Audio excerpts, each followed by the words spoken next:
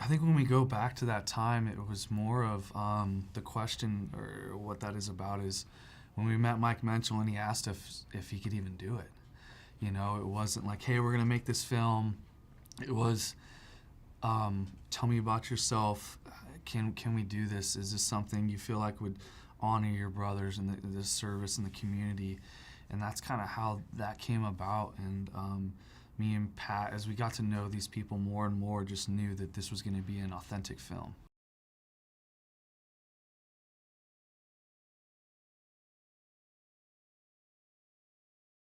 Being a hotshot is different in the sense that, most people know about a structure fireman, um, and great sense of pride being one of those men now.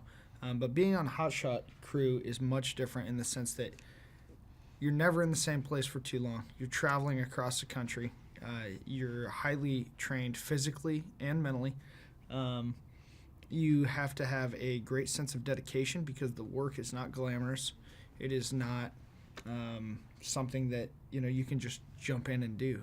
It's something you have to want to strive to do. Mm-hmm. It's something you have to rely on your brothers beside you. It's something you have to rely on your support system back home. And like I say, you're traveling across the country. You're going to the steepest, nastiest parts of the mountain range.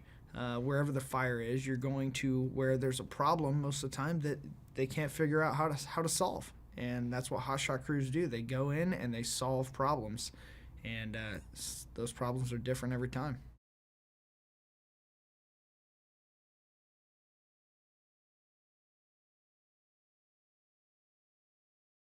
Totally, wholeheartedly. I feel like this film, um, just continues the legacies of not only the Granite Mountain Hotshots, but many other firefighters that we've lost from the wildland side and the structure side, because it makes people think. This film, engages you. That's what I continue to hear from people. Is I was so engaged. There's so many moments where felt I could relate, but I've never been in the fire service, and that meant so much to hear.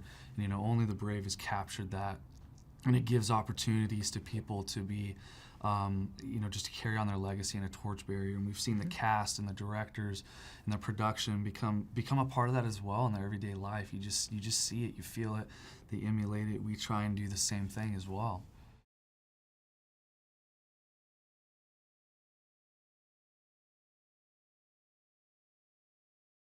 We had a lot of great in-depth discussions about some scenes, and he's just a really smart actor, and along with Josh and a lot of the other actors were able to do the same thing, and just some of the questions they asked were very in-depth and very, we call it from like a 30,000 foot view. They really looked at everything, and then they went down straight to the boot level too as well to look at who these men were, who their families were, and why they do this job, and why the wildfire community is the way it is, and why we have such a strong brotherhood.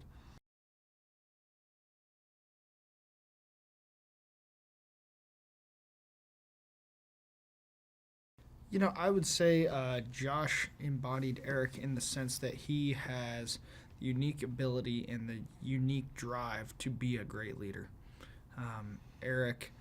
Eric was a man of many, many, many hats. He was very good at a lot of things.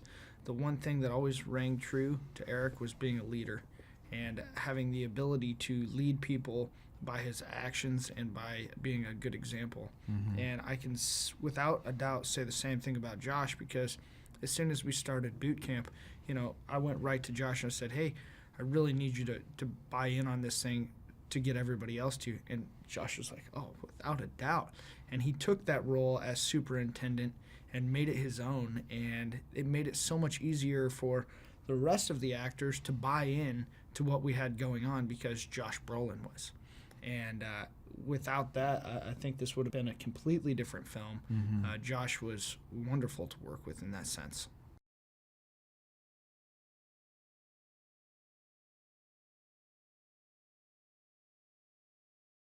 I think Joe pays so much attention to detail.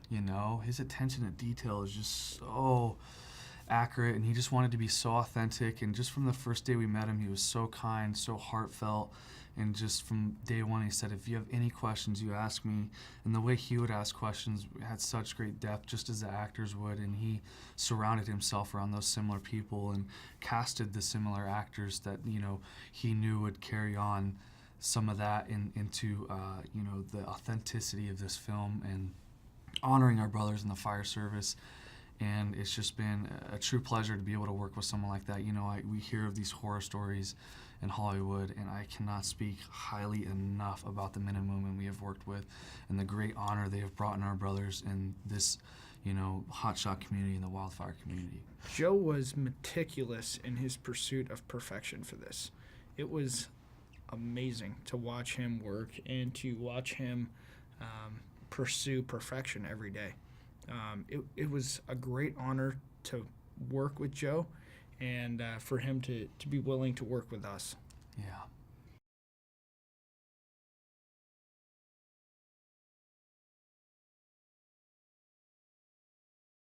I can't imagine doing a movie without doing a boot camp like that. The way we immerse the guys into the culture and the work and the what it truly means to be a hotshot. Without doing that, I don't think we would have had the brotherhood, because this was something that was really forged in boot camp through hard sweat equity.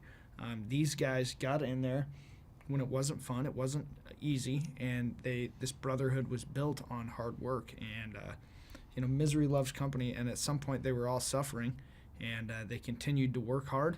And I cannot imagine doing this film without that.